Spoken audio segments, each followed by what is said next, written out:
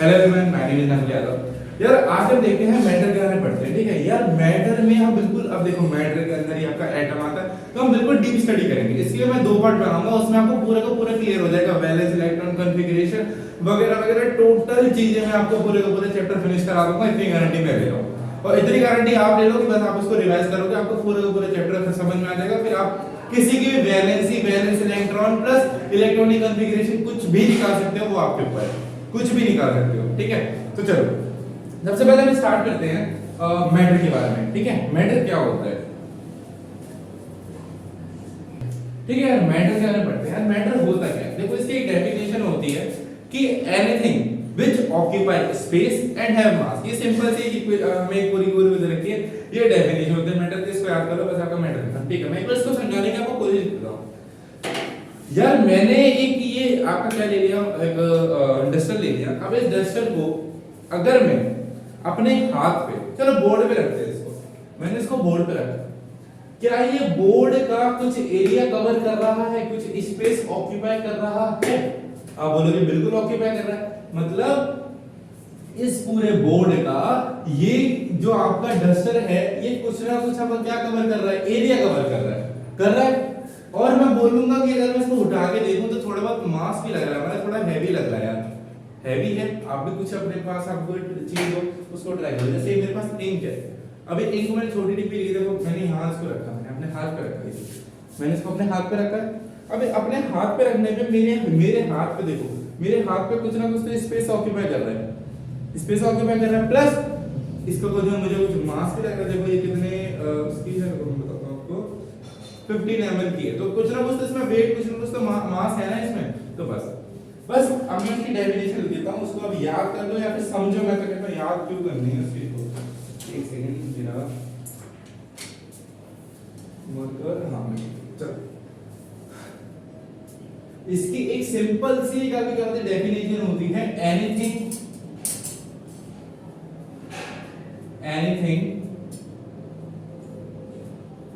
which occupy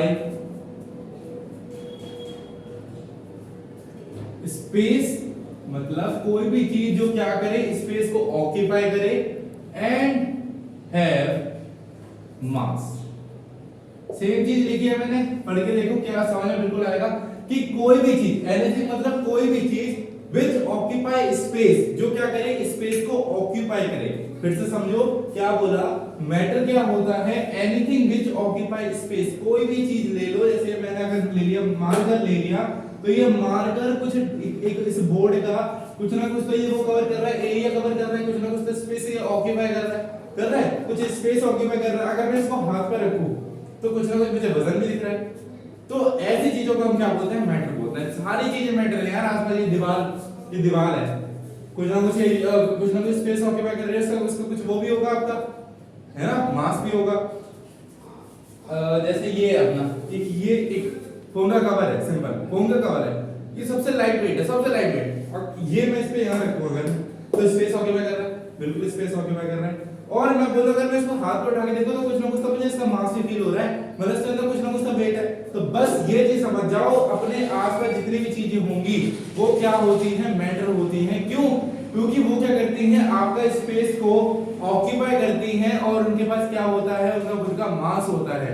ऐसी चीजें जो क्या करें, स्पेस को ऑक्यूपाई करें और जिसके पास क्या हो, मास हो। अब 5 बार बोल दिया, अब आपको अच्छे समझ में आ गया होगा, आई होप, ठीक है। मैं कोई भी जल्दबाजी नहीं करने वाला, एक चीज को 10-10 बार बोलूंगा, लेकिन आपको वो माइंड में फिट होनी चाहिए। बिल्कुल हम बिल्कुल डीप स्टडी करने वाले हैं, बिल्कुल यार ये नहीं करना कि पूरे चैप्टर पढ़ाऊंगा, नहीं, हम बिल्कुल ओवरव्यू लेंगे, मतलब उसके भी पढ़ाएंगे उसमें। लेकिन ऐसा मैं बता रहा हूं आपको, जो चीज 2 पन्ने 3 पन्ने में लिखे ना, वो मैं आपको समझाऊंगा अच्छे से, उसकी मेरी गारंटी है। कोई भी डाउट नहीं आने वाला, मैं इसकी गारंटी ले रहा हूं। सब चीज हम बड़े बड़े आसानी से करेंगे, बहुत आसानी से, कोई प्रॉब्लम नहीं आएगी, ठीक है। चलो मैटर हो गया, अच्छा ठीक है। ये मैटर के बारे में तो हमें इतनी चीज पता थी कि कोई भी चीज क्या ले लो, अगर वो स्पेस ऑक्यूपाई कर रही है और उसके पास मास है, तो हम उसको क्या बोलेंगे, मैटर बोलेंगे। बहुत बढ़िया। अब हमारे एक भाई साहब आए जिनका नाम था जॉन डेल्टन। क्या नाम था? John Dalton. ये भाई साहब थे जिन्होंने एटम की खोज करी थी। आ गया एटम, आ गया। एटम एटम एटम बहुत बड़ा का atom atom atomic bomb atom. ये एटम यार हमें बहुत बड़ी जिज्ञासा है यार। अगर देखो यार, आपको अगर आप कुछ साइंस पढ़ रहे हो, केमिस्ट्री फिजिक्स बायोलॉजी कुछ ही पढ़ रहे हो, तो उसका फील लेके पढ़ो यार कि अगर ये चीज हो रही है तो क्यों हो रही है। अगर ये एटम है तो ये, अगर मैं बताऊंगा इसके अंदर इलेक्ट्रॉन प्रोटॉन न्यूट्रॉन, तो उसमें ये बताऊंगा कि इलेक्ट्रॉन ट्रांसफर हो जाएगा, लेकिन इलेक्ट्रॉन ही क्यों ट्रांसफर हो रहा है, प्रोटॉन क्यों नहीं ट्रांसफर हो रहा है यार। और ये इलेक्ट्रॉन का साइज सबसे छोटा क्यों है यूनिवर्स में, प्रोटॉन का साइज इलेक्ट्रॉन से 1800 गुना बड़ा क्यों, ज्यादा क्यों है। ये सब चीजें यार मैं बताऊंगा अच्छे से, एकदम फील लेके पढ़ेंगे बहुत बढ़िया से, कोई प्रॉब्लम नहीं होगी, ठीक है। तो बस मैं ये कह रहा हूँ बिल्कुल बेस से स्टार्ट कर रहे हैं, आपको थोड़ा बोरिंग लगेगा, लेकिन जैसे तो चीजें नई नई आएंगी ना तो आपको लगेगा वाह यार कितना मजा आ रहा है। मैं इसकी गारंटी ले रहा हूँ, पूरा फील दूंगा मैं आपको, उसकी चिंता मत करो, ठीक है। बस वीडियो पूरी देखना, ठीक है। कोई लाइक दो, कुछ मर्जी हो, तो देखने दो, सब्सक्राइब करना करो, मैं वो मर्जी है, पर तुम्हें समझ में आना चाहिए। मेरा मेन मोटिव यही है कि भाई बंदा जो सामने वाला पढ़ रहा है उसको अच्छे से फील दिला के उसको अच्छे से पढ़ाओ, ठीक है। चलो, जॉन डाल्टन ये बंदा था, इस बंदे ने ये बोला, इस बंदे ने क्या एटम की खोज करी, किसकी, एटम की। इस बंदे ने पहले बोला कोई भी अगर एक मैटर है, कोई भी एक मैटर की बात हो रही है यहाँ पे, सबसे बड़ा चीज से हम किससे स्टार्ट कर रहे हैं, मैटर से ही एटम बना है। एटम, उसने बोला एटम क्या होता है कि कोई भी अगर एक मेटल ले लिया मैंने, मान लो इसकी कैप ले ली है ना, मार्केट की मैंने कैप ले ली, इसको मैं तोड़ता जाऊं, एक ऐसा पॉइंट आएगा जहां पे एक इसका पार्टिकल जो टूट नहीं पाएगा। फिर से बताता हूं, फिर से रिपीट करता हूं, ऐसा एक पार्टिकल जहां पे मैं इसको तोड़ नहीं पाऊंगा। वो पार्टिकल तो बहुत ज्यादा छोटा होगा जिसको मैं तोड़ ही नहीं पाऊंगा। अगर मैं इतना बड़ा है, इसको एक हथौड़ा मारूंगा टूट जाएगा, फिर एक हथौड़ा मारूंगा टूट जाएगा, है ना, जितना मारता जाऊंगा उतना टूटता जाएगा, चूर चूर बन जाएगा। लेकिन उसमें ऐसा एक पार्टिकल होगा जिसे तुम तोड़ ही नहीं सकते, और उस पार्टिकल का नाम होता है एटम। क्या नाम होता है, एटम। ऐसा एक पार्टिकल जो सबसे छोटा होता है, मैटर का सबसे छोटा पार्टिकल एटम होता है। याद रखना क्या होता है, इन्होंने बताया कि smallest unit of matter is atom. समझ में आया क्या बोला मैंने, कि स्मॉलेस्ट यूनिट मैटर की क्या होती है, हमारी एटम होती है ना। जॉन डाल्टन भाई साहब ने ये बोला था कि अगर आप क्या कर लो, किसी भी चीज को सबसे ज्यादा तोड़ते जाओ तो वो क्या बनता है, लास्ट में एटम बन जाता है। वापस सामने, ठीक है। अब एक और चीज पढ़ते हैं, देखो यार, अब अकेला एटम तो नहीं होगा, अब इसके अंदर भी कुछ चीजें निकालेंगे, इसके अंदर भी कुछ चीजें मतलब खोज के निकाली गई अच्छे से, कि कैसे यार, हमें थोड़ी बहुत जिज्ञासा हुई कि यार ये जॉन डाल्टन था। पहले पता है लोग थे ना बिल्कुल, भाई मैं सोचता हूँ न्यूटन कैसे यार, कैसे इतना टाइम निकालती, जो हम डिफरेंशिएशन इंटीग्रेशन अब तुम 11th 12th में आओगे वो पढ़ोगे यार, ये जो इसके पूरे तीनों लॉ हैं इसने कैसे निकाले होंगे यार। वो बंदा बैठा सेब गिर गया, वो बंदा खा लेता, उस बंदे को इतनी सब चीजें कैसे समझ में आ रही यार। ऐसे हमारे को ऊपर गिरे तो यार थोड़ी बहुत जिज्ञासा तो होती है कि कैसे नीचे गिर गया, वो ऊपर ही क्यों नहीं रह गया। फिर उसने बताया ग्रेविटेशनल फोर्स से नीचे गिर गया, कोई फोर्स नीचे हमें खींच रही है, उससे ग्रेविटेशनल फोर्स लग गया, वो हमें खींच रही है ना। तो बहुत ही इंपॉर्टेंट चीज है। अगर जैसे मान लो एयरप्लेन ऐसे जा रहा है, ग्रेविटेशनल फोर्स तो सबके लिए सेम है। एक कागज ले लो और एक मार्कर ले लो, दोनों को नहीं छोड़ो, छत पे खड़े हो जाओ, एक ऐसा कागज ले लो और तो इसको ले लो, इसको देखो, अगर मैं फेंकूंगा ना, देखो सबसे पहले क्या चीज आ रही है, मार्कर तेज जा रहा है, ठीक है। अगर मैं पेज को फेंकूंगा और मार्कर फेंकूंगा तो मार्कर तेज जाएगा। तो ऐसा तो यार हमारा जो एयरप्लेन होता है बहुत भारी होता है, बहुत बड़ा होता है, वो नीचे क्यों नहीं धंस जाता। ग्रेविटेशनल फोर्स सबके लिए सेम लग रही है। तो ऐसी ऐसी चीजें बताई यार उसने, बताई हमें कि अगर तुम बड़े आओ, मतलब बड़े क्लास में आओगे, 10th 11th में आओगे, तो तुम्हें सब चीज पढ़ने के लिए मिलेगी यार। ये पूरा फील हो जाती है यार, 11th में तुम पूरा फील करोगे यार, कैसे मोशन हो रहा है, कैसे फ्रिक्शन लग रहा है, कैसे यार टेंशन, सब चीज तुम्हें अच्छे से क्लियर होगी। ठीक है, अभी तुम्हारी ऐसी क्लासेस है कि तुम उसके बारे में सिर्फ थोड़ा थोड़ा मोटा मोटा पढ़ोगे उसके बारे में, लेकिन जैसे तुम उसके बाद वाली क्लासेस में जाओगे, बड़ी क्लासेस में, तो उसको पूरा फील करके देखोगे कैसे निकल के आया वो। मैं तो फील करा दूंगा कि पॉजिटिव नेगेटिव चार्जेस, अगर पॉजिटिव नेगेटिव है तो वो अट्रैक्ट करेगा, लेकिन पॉजिटिव पॉजिटिव रिपेल करेगा, नेगेटिव नेगेटिव रिपेल करेगा। कैसे करेगा, कैसे निकला, ये एक्सपेरिमेंट से निकला। बेंजामिन फ्रैंकलिन वो बंदा था जिसने ये एक्सपेरिमेंट करा था। चिंता ही कर रहे हो, सब पढ़ेंगे यार, अभी बहुत टाइम है। तो इसका एक काम करो, इसका स्क्रीनशॉट ले लो अच्छे से। जॉर्ज रैटक्लिफ ने इतना तो नहीं कहा था, उसने कुछ और भी चीजें कही थी। क्या कही थी? उसने ये बोला था कि जो हमारा एटम है, जो हमारा एटम है वो इंडिविजिबल पार्टिकल है। इंडिविजिबल का मतलब क्या होता है? देखो इसका ये होता है इनडिविजिबल। डिविजिबल मतलब तोड़ लो, लेकिन इंडिविजिबल मतलब और वो ज्यादा टूट नहीं सकता। मैंने क्या बताया? एटम क्या होता है? Smallest unit of matter. अब उसको स्मॉलेस्ट तो हो गई, अब उसको कितना तोड़ोगे और खत्म, है ना? तो ये होता है, इसने ये बोला कि atom is the indivisible particle which cannot be created,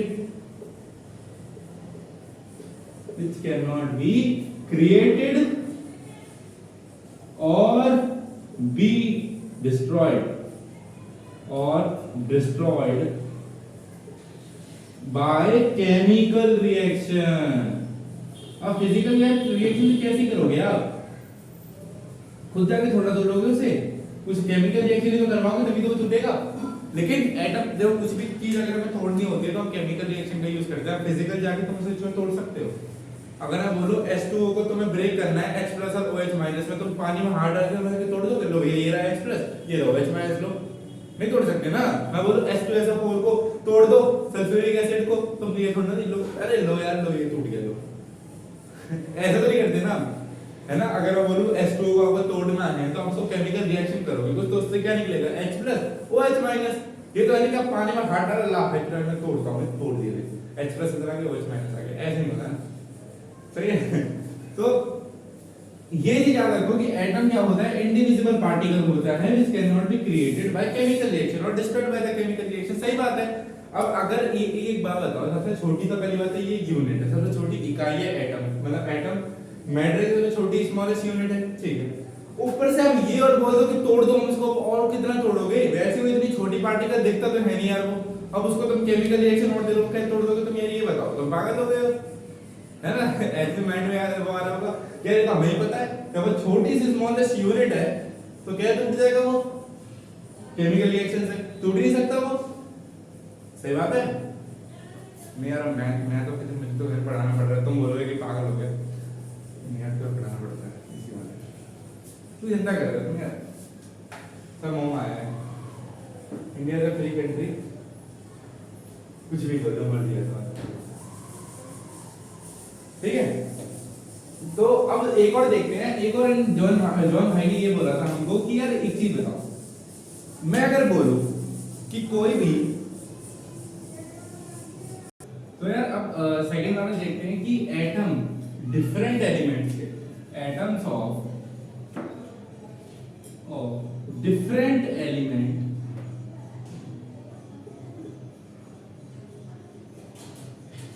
है, नहीं डिफरेंट का बाद में करते हैं, सेम का पहले लिखते हैं। अगर कोई भी एटम एक same element, atom of same element है, सेम प्रॉपर्टीज, या फिर हम बोल सकते हैं इसको केमिकल प्रॉपर्टीज,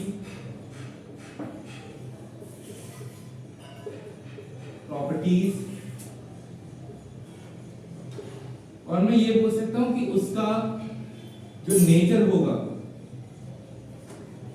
नेचर भी सेम होगा। देखो अब बात समझने की कोशिश करो, कोई भी अगर मान लो ये डस्टर है, अगर मैं क्या लूं इसका एक एटम ले लूं, अब अगर मैंने ऐसा कह दिया एटम ऑफ सेम एलिमेंट है, सेम पार्टिकल्स, या फिर हम सेम प्रॉपर्टीज, या फिर मैं इसको क्या बोल सकता हूं केमिकल प्रॉपर्टीज, तो वो क्या होती है? सेम होती है। देखो कैसे, अगर मैंने इस डस्टर का क्या ले लिया, मैंने एक एटम ले लिया, अगर मैं उस एटम को पहले मैं तोड़ नहीं सकता, ये मैंने पहले पढ़ लिया कि क्या होती है सबसे स्मॉलेस्ट यूनिट ऑफ मैटर क्या होती है? हमारी एटम होती है, उसको मैं और तोड़ नहीं सकता। तो अब एटम ऑफ सेम एलिमेंट है सेम प्रॉपर्टी, अगर मैं बोलूं जैसे इसका मैं एटम लूं, तो ये एटम जो होगा इसका वो किसका होगा? डस्टर का ही तो होगा, उसके केमिकल प्रॉपर्टी सी की होगी जो इसकी इस डस्टर की है, उस एटम की भी कोई प्रॉपर्टी होगी, वो नेचर वो भी सेम होगा। उस इससे वाले डस्टर से तो एटम निकला है। अगर मैं इसकी बात करूं, ये अगर मैंने इसका लिया, मैंने इसको कोई एटम निकाला, ठीक है, तो मैं बोलूंगा ये एटम इसी नेचर का है कि नहीं है? तो ये जो एटम होगा वो एटम ऑफ सेम एलिमेंट है सेम प्रॉपर्टीज। फिर से पढ़ो कि एटम कोई भी एक एलिमेंट का सेम एलिमेंट का उसकी सेम प्रॉपर्टी होंगी, सेम केमिकल प्रॉपर्टी होंगी, उसका जो नेचर होगा वो भी सेम होगा। अब यही तीसरी चीज ने क्या बता दी बिल्कुल घुमा के कि atom of different elements, atoms of different elements, atoms of different elements have different properties or we can say chemical properties, ठीक है। प्रॉपर्टीज याद रखो, केमिकल प्रॉपर्टीज याद मत रखो, मैं बता रहा हूँ, ठीक है। अब बिल्कुल सेम बात होगी कि अगर मैं मान लो मैंने इसमें से एटम निकाला या फिर इसमें से निकाला, अगर मान लो मैंने इसमें से कोई एटम निकाला तो मैं ये बोल सकता हूँ इसका जो एटम होगा वो इसका एलिमेंट मतलब इस एक एलिमेंट का होगा, क्योंकि हर एक देखो उसने सेम बात बोली कि उसने बोला पहले सेम एलिमेंट, कोई भी एक सेम एलिमेंट लिया, इसका जो एटम होगा वो इसी के नेचर का होगा, ऑब्वियस सी बात है। लेकिन यहाँ पे बोल रहा है कि atom of different element have different chemical properties, मैं एक इसका एटम ले लूं और एक इसका एटम ले लूं तो इसके एटम ये जो एटम है इसका थोड़ा डिफरेंट होगा नहीं होगा, इसकी जो प्रॉपर्टीज होंगी वो भी डिफरेंट होंगी, एज वेल एज देखो atom of different element have different properties, तो इसकी डिफरेंट प्रॉपर्टीज प्लस इसकी भी डिफरेंट प्रॉपर्टीज, ठीक है, दोनों की क्या होंगी डिफरेंट प्रॉपर्टीज होंगी सेम, ठीक है, क्लियर। चलो ये बढ़िया, तो ये जो मेन चीजें थी ये आपको बतानी जरूरी थी क्या क्या चीजें इसमें होती हैं।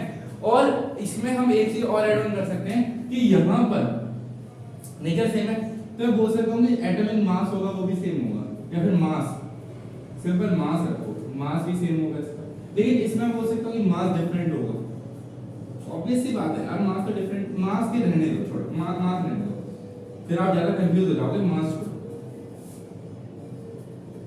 ठीक है। इतनी ये चीजें याद आई, ये चीज बहुत इंपॉर्टेंट है, ठीक है। तो एक काम करो इसका जल्दी से स्क्रीनशॉट लो, मैं आपको अभी आगे करा रहे हैं, हम अब पढ़ेंगे थोड़े बहुत थोड़े एलिमेंट्स के बारे में पढ़ेंगे, ठीक है। वो एलिमेंट्स के बारे में पढ़ने के बाद हम इस वीडियो को कट कर देंगे, इस वीडियो के बाद फिर मैं आपको सेकंड पार्ट लाके दूंगा, उस सेकंड पार्ट में हम उनको valency, valence electron, electronic configuration, फिर आपका आइसोटोप्स आ जाएगा, एटॉमिक मास आ जाएगा, उसका हम फिर कुछ न्यूमेरिकल्स भी करेंगे, तो ये चैप्टर मैं आपको बोल रहा हूं पूरा का पूरा हम कंप्लीट कर देंगे, बिल्कुल कंप्लीट कर देंगे, ठीक है। एक काम करो इसका स्क्रीनशॉट लो यार। अब देखते हैं एटम्स का नाम, मैंने एलिमेंट्स बोला, एलिमेंट को थोड़ा दूर रखते हैं, एलिमेंट्स को पहले हम एटम को अच्छे से जान लेते हैं, एटम होता क्या है, एटम हमने पढ़ लिया एटम क्या होता है। देखो यार मैं बता रहा हूँ आपको, 9th क्लास में आके एटम मोस्ट इंपोर्टेंट चीज है, मोस्ट इंपोर्टेंट चीज है, इसी पे सारी चीजें टिकी हुई है केमिस्ट्री की, ठीक है।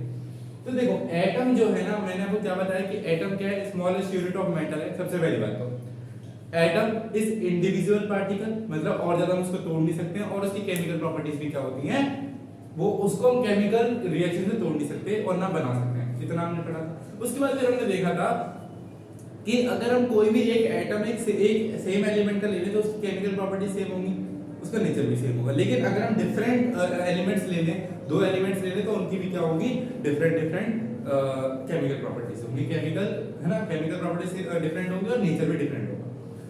अब पढ़ते हैं यार हम कि एटम को अच्छे से डीपली स्टडी करते हैं कि एटम एक्चुअली होता क्या है। एटम ये तो है नहीं अकेला एग्जिस्ट करता, देखो एटम जो होता है ना, एटम के अंदर भी कुछ चीजें होती हैं। एटम एक तरह से मान लो एक वो है, एटम का अगर मैं शेप बनाऊं तो इस तरीके से हम उसका एटम को बनाते हैं, मैंने बड़ा कुछ एटम बनाया है, ठीक है, अंडा नहीं है याद रखना, ये स्फीयर सा मैंने बना दिया सर्कल सा।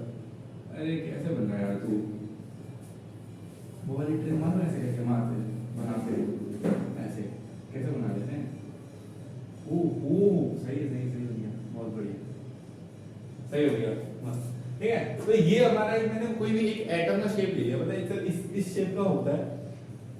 अब यार इसमें ना एटम में मेनली तीन चीजें होती हैं, एटम के अंदर तीन चीजें होती हैं, वो याद रखना। पहली एटम के अंदर जो चीजें होती हैं वो बता देता हूं, एटम मेनली तीन पार्ट्स में डिवाइड होता है, मतलब तीन चीजें उसके अंदर होती हैं एटम के अंदर। पहला होता है इलेक्ट्रॉन, दूसरा होता है E+ जिसको हम बोलते हैं प्रोटॉन, इसको P से भी रिप्रेजेंट करते हैं, इसको बोलते हैं इलेक्ट्रॉन, और एक होता है हमारा न्यूट्रॉन। इसके ऊपर कोई भी चार्ज नहीं होता, याद रखना, इसका सिर्फ एक स्मॉल सिंबल होता है, स्मॉल है। जैसे हमने देखा इलेक्ट्रॉन पे E- है, प्रोटॉन पे E+ है, ये सब चीजें मैं आपको बता दूंगा, सारी डाउट आपके क्लियर हो जाएंगे, बस आप लेक्चर देखते रहो, ठीक है। अब इस हम देखते हैं कि इनकी पोजीशन कहाँ होती है, एटम के अंदर इनकी पोजीशन कहाँ होती है। तो देखो यार न्यूट्रॉन ना एक तरह से न्यूक्लियस होता है जो बीच में होता है, एक एटम के बिल्कुल बीच में हमारा क्या होता है, न्यूट्रॉन न्यूट्रॉन होता है। ये मैंने बना दिया एक बड़ा सा, और बड़ा बनाया तो थोड़ा सा अच्छा रहेगा। ये मैंने क्या बना दिया, न्यूट्रॉन बना दिया। क्या बना दिया, ये मेरा न्यूट्रॉन है। कोई डाउट? ठीक है। अब यार देखो इसको ऑब्जर्व करो, ये मानो ये हमारा क्या है, सन है। क्या मानो ये मेरा क्या है, एक सन है। मैं आपको बता रहा हूं एक अच्छे से एग्जांपल से। इसके आसपास एक ऑर्बिट है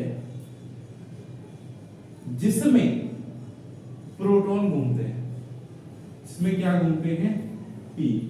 मैंने E प्लस लिख दिया, इसको बड़ा बनाता हूं। और इसके अंदर क्या घूमते हैं, E प्लस, मतलब प्रोटॉन घूमते हैं। ये एक ऑर्बिट है, ठीक है।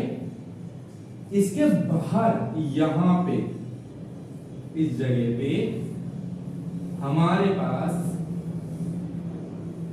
मिलता है हमें क्या, इलेक्ट्रॉन। क्या मिलता है, E माइनस। क्या मिलता है, E माइनस, इलेक्ट्रॉन मिलता है। फिर से पढ़ते हैं, ये मेरा क्या है, एक एटम है। उस एटम के अंदर तीन चीजें पाई जाती हैं, इलेक्ट्रॉन, प्रोटॉन और न्यूट्रॉन। क्या क्या पाया जाता है, इलेक्ट्रॉन, प्रोटॉन और न्यूट्रॉन। याद रखना न्यूट्रॉन जो होता है वो बिल्कुल सेंटर पे आपका होता है। ये रहा, मैंने आपको सेंटर पे बना दिया। क्या न्यूट्रॉन है ये, जो ये एक न्यूट्रॉन के पास जो होता है, सबसे ज्यादा जो पास होता है न्यूट्रॉन के, वो क्या होते हैं, प्रोटॉन्स होते हैं। और जो सबसे ज्यादा दूर होते हैं न्यूट्रॉन से, जो बिल्कुल इसकी क्रस्ट, मतलब जो इसकी जो लेयर है इसके पास होते हैं, एटम की लेयर के पास, उनको हम क्या बोलते हैं, इलेक्ट्रॉन्स बोलते हैं। क्या बोलते हैं, इलेक्ट्रॉन। ठीक है, तीन चीजें होती है, तीन चीजों की मैंने पोजीशन बता दी वो कैसे होती है।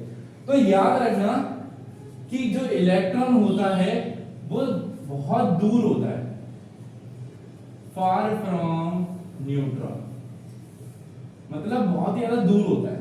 किससे, न्यूट्रॉन से। तो अब यार एक बात बताओ, अगर मान लो न्यूट्रॉन है तो वो एक काम करेगा, कुछ ना कुछ तो अपनी तरफ खींचेगा उसको। जैसे मानो कुछ ना कुछ जैसे देखो, एक एग्जांपल लो, ये मैंने लिया न्यूट्रॉन। अब ये न्यूट्रॉन कुछ ना कुछ तो शक्ति लगाएगा कि भाई तू मेरी तरफ आ जा, बस मेरी तरफ आ जा, मेरी तरफ आ जा। तो ये प्रोटॉन पे भी फोर्स लगाएगा, इलेक्ट्रॉन पे भी फोर्स लगाएगा। तो ये बताओ उसके पास सबसे ज्यादा फोर्स ऑफ अट्रैक्शन किसको महसूस होगी, सबसे ज्यादा फोर्स किसको महसूस होगी? ऑब्वियसली बात है, प्रोटॉन को महसूस होगी। क्यों? क्योंकि ये क्या है, न्यूट्रॉन के पास है। न्यूट्रॉन के पास जो चीज होगी, न्यूट्रॉन अगर फोर्स लगा रहा है तो सबसे ज्यादा फोर्स किस पे लगेगी, जो उसके पास है, ऑब्वियसली बात है। तो यहाँ पे प्रोटॉन के पास ज्यादा फोर्स होगी, ठीक है। लेकिन इलेक्ट्रॉन जो होगा ना हमारा, उस पे थोड़ी कम फोर्स लगेगी, लेकिन बहुत कम फोर्स लगेगी। अगर फोर्स ही लगेगी तो निकल के भाग जाएगा। फोर्स तो लगाएगा ना वो सोचेगा कोई बात नहीं, टेम्परेरी फोर्स लगा देते, लेकिन लगा देते हैं ताकि हम बस उसको पकड़े रहे, हमारा इलेक्ट्रॉन जाए ना, ताकि हम मतलब स्टेबल नहीं रहेगा ना यार। अगर इलेक्ट्रॉन देखो, हमें अगर एटम को स्टेबल करना है, या फिर एक याद रखो कि उसको हमें क्या करना है, न्यूट्रल रखना है। एटम को अगर हमें न्यूट्रल रखना है, एटम को क्या रखना है हमें, न्यूट्रल, है ना, वो बिल्कुल न्यूट्रल होना चाहिए। तो उसमें जो प्रोटॉन होते हैं वो इक्वल होने चाहिए इलेक्ट्रॉन के। मतलब जितने प्रोटॉन हो उतने इलेक्ट्रॉन, तब ये न्यूट्रल रहेगा। क्या रहेगा, न्यूट्रल रहेगा। क्या, ये एटम कब न्यूट्रल रहेगा, जब इलेक्ट्रॉन और प्रोटॉन इक्वल होंगे। तो अगर ये इलेक्ट्रॉन हटा देगा, ये तो न्यूट्रल ही रहेगा। अगर बाय चांस का एक इलेक्ट्रॉन भी निकल गया बाय चांस, तो ये तो हिलने लग जाएगा, स्टेबल नहीं रहेगा, या फिर हम बोले इसको न्यूट्रल नहीं रहेगा, है ना। न्यूट्रल कब रहेगा, जब ये इलेक्ट्रॉन और प्रोटॉन क्या होते हैं, इक्वल हो जाए, ठीक है। तो अब देखते हैं, अब बस एक लास्ट चीज देख लेते हैं, इस पार्ट को यहीं फिनिश करेंगे। ये देखते हैं यार, एटम, ये जो तीन चीजें हैं, इनके दाता कौन है, जन्मदाता, जिनने इनको जन्म दिया, किसने बताया कि क्या चीजें हैं क्या चीजें नहीं है, ठीक है। तो बस उसको और जल्दी फटाफट से देख लेते हैं। इसको जल्दी से आप क्या करो, स्क्रीनशॉट ले लो, जल्दी फटाफट, ठीक है, इसका स्क्रीनशॉट लो और नोट करना। अब यार देखते हैं कि इनके फाउंडर, मतलब इनको जन्म किसने दिया, किसने बताया कि ये चीज होती है, ठीक है। अब यार एटम बन चुका था, तो इनके अंदर ना ये जो कुछ, जो मैं साइंटिस्ट के नाम लिखा है, इनके अंदर मतलब वो कहते हैं ना कि अंदर से एक तड़प सी होती है कि यार ये चीज कैसे होगी, ये चीज कैसे होगी, इनका नाम निकालो, ये करो वो करो, उनको खोज करते रहते हैं, ठीक है। तो इलेक्ट्रॉन की जो सबसे पहले खोज हुई थी, सबसे पहले किसकी खोज हुई थी, इलेक्ट्रॉन की, फिर प्रोटॉन की, फिर न्यूट्रॉन की, ठीक है। तो सबसे पहले इलेक्ट्रॉन की खोज हुई थी, किसने करी थी, इनका नाम था सर जे थॉमसन। क्या नाम था? J Thomson. ये व्यक्ति था जिसने किसकी खोज करी थी? इलेक्ट्रॉन की खोज करी थी। ठीक है, आप इलेक्ट्रॉन पढ़ रहे हो वो इन्हीं की मेहरबानी है, पढ़ रहे हो। ठीक है, प्रोटॉन की जो करी थी आपकी, वो करी थी ई गोल्डस्टीन ने। किसने करी थी? ई गोल्डस्टीन ने करी थी। ठीक है, और रही हमारी किसकी बात? न्यूट्रॉन की बात। तो न्यूट्रॉन की खोज करी थी सबसे पहले, मतलब न्यूट्रॉन किसने खोज करी थी? उन्होंने, उनका नाम है जे चैडविक। ये कुछ थे आपके साइंटिस्ट जिन्होंने आपको इलेक्ट्रॉन, प्रोटॉन और न्यूट्रॉन दिए हैं। ठीक है, इनके नाम याद रखो बस। अब हम क्या करते हैं, अब हम इस पार्ट को यहीं रोकते हैं। हमने पढ़ा कुछ, उसकी थ्योरी पढ़ी, डाल्टन की थ्योरी पढ़ी, क्या क्या बोलता है। हमने एटम को देखा, एटम में क्या क्या चीजें होती हैं। तो कब 25 मिनट हो गए पता नहीं चला, लेकिन मजा आया होगा। ठीक है, तो हमने देखा एटम के अंदर क्या क्या चीजें होती हैं, और फिर हमने देखा कि इसका फाउंडर कौन कौन है। ठीक है, अब जो हमारा नेक्स्ट पार्ट आएगा, उस नेक्स्ट पार्ट में हम क्या देखेंगे? हम एलिमेंट्स के बारे में पढ़ेंगे। वैलेंसी आएगी आपकी, वैलेंस इलेक्ट्रॉन आएंगे, इलेक्ट्रॉनिक कॉन्फ़िगरेशन आएगी। तो अभी हम इसके बाद वाला जो लेक्चर आएगा ना, उसमें सबसे पहले मैं सिखाऊंगा कि जो हम पॉजिटिव नेगेटिव होता है वो अट्रैक्ट हो जाता है, लेकिन पॉजिटिव पॉजिटिव रिपेल करता है, नेगेटिव नेगेटिव रिपेल करता है। और मैं एक और चीज आपको बताऊंगा कि जैसे हम मैथ में +3 -3 करते हैं तो आंसर 0 क्यों आता है, ये भी चीज मैं आपको बताऊंगा। ठीक है, तो चलो मिलते हैं जब तक के लिए अगली वीडियो में, तब तक के लिए बाय बाय।